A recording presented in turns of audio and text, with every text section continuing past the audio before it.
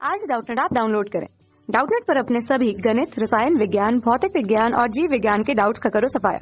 बस प्रश्न की फोटो खींचो, एक ही प्रश्न को क्रॉप करो और तुरंत वीडियो सोल्यूशन पाओ। अभी डाउनलोड करें। हेलो दोस्तों, हमारा सवाल क्या दिया गया है कि किसी प्रकाश स्रोत एल से प्रकाश का एक किरण पुंज उससे x दूरी पर स्थित एक समतल दर्पण पर लंबवत पड़ता है।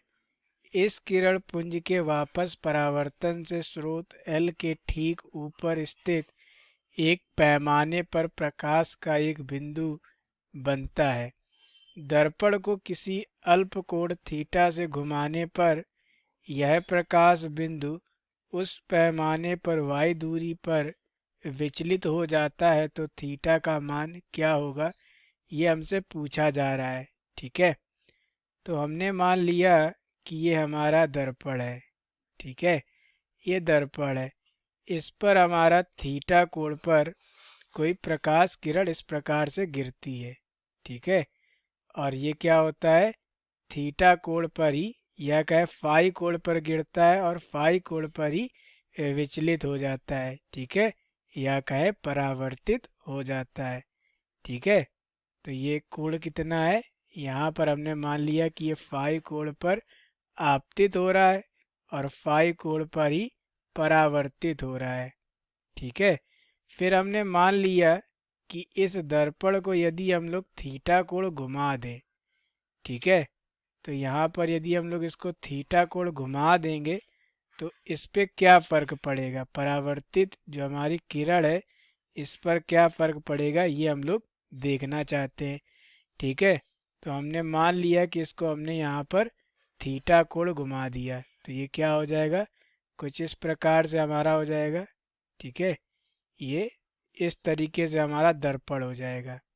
ठीक है, तो इस पर जो हम लोग अभिलंब खींचेंगे, ठीक है, वो भी क्या हो जाएगा, थीटा कोण इस तरफ हो जाएगा, यानी कि पहले वाले लंब से थीटा कोण कुछ इस प्रकार से हो जाएगा।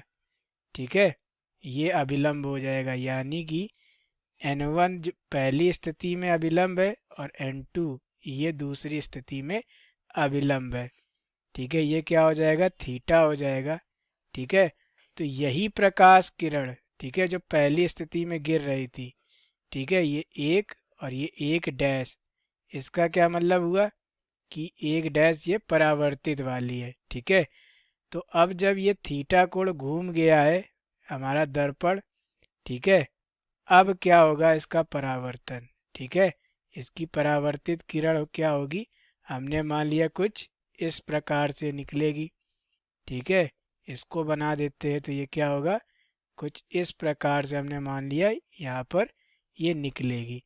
ठीक है, तो इसको हम लोग मान देते हैं कि ये क्या है, दो डैश है। ठीक है, तो इसके बीच में कोण क्या हो जाएगा, हमने मान लिया डेल्टा, हमें नहीं पता कि ये कितना होगा। ठीक है, तो यहाँ से हम लोग क्या लिख सकते हैं कि ये बिंदु ए है। ठीक है, ये बिंदु हम लोग मान ले रहे हैं बी है और ये क्या है, बिंदु सी है। तो यहाँ से हम लोग लिख सकते हैं कि कोण ए बी सी बराबर क्या लिख सकते हैं, फाई, ठीक है, प्लस थीटा। ठीक है, या लिख सकते हैं यहाँ से हम लोग फाई प्लस डेल्टा। ठीक है, फाई प्लस डेल्टा लिख सकते हैं। और इसी एंगल को हम लोग क्या लिख सकते हैं, इस कोण को क्या लिख सकते हैं, तो यहाँ पर देखिए, यहाँ से जो हमारा, ठीक है, आपतन कोण है वो क्या है, यही तो आपतन कोण है, तो आपतन कोण है यहाँ पर फाई प्लस थीटा। ठीक है, तो यहाँ पर जो परावर्तन कोण होगा इस वाले से, ठीक है, यही तो होगा, ये भी क्या होगा, फाई प्लस थीटा ही होगा, क्योंकि आपतन कोण क्या होता है, परावर्तन कोण के बराबर होता है। तो यहाँ से यहाँ तक का ही तो कोण हम लोग लिख रहे हैं, ए बी सी, तो ये भी क्या हो जाएगा, ये हो जाएगा 2 गुणे फाई प्लस थीटा।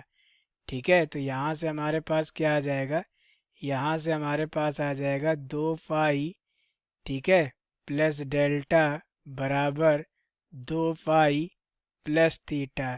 ठीक है, तो यहाँ पर हमने इसको थीटा कोण पर ही झुकाया था। ठीक है, या थीटा कोण पर हमने दर्पण को घुमाया था, तो यहाँ से डेल्टा बराबर क्या आ जाएगा, थीटा आ जाएगा। ठीक है, यानी कि ये 2 थीटा हो जाएगा। ठीक है, ये 2 का अंदर इंटू का तो 2 थीटा, तो ये क्या आ जाएगा 2 थीटा। यानी कि जो हमारे दर्पण जब थीटा कोण से घुमाया जाता है तो परावर्तित जो किरण होती है वो 2 थीटा से घूम जाती है। यहाँ से हमें पता चल रहा है। तो हमारे सवाल में क्या दिया गया है, हमारे सवाल में दिया गया है कि हमारे पास एक दर्पण है। ठीक है, तो हमने मान लिया कि ये हमारे पास एक दर्पण है। ठीक है, और यहाँ सामने से, ठीक है, सामने से इस पर एक किरण गिराई जाती है। ठीक है, इस प्रकार से किरण गिराई जाती है।